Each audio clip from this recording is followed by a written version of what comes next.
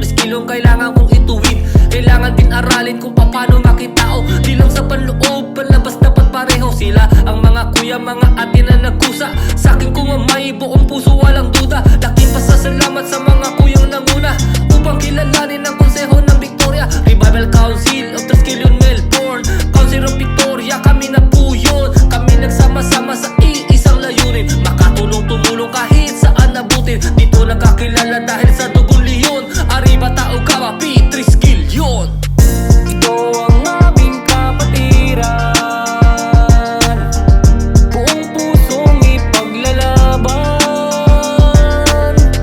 Taas noong sumasaludo, sa isip, sa gawa at sa puso.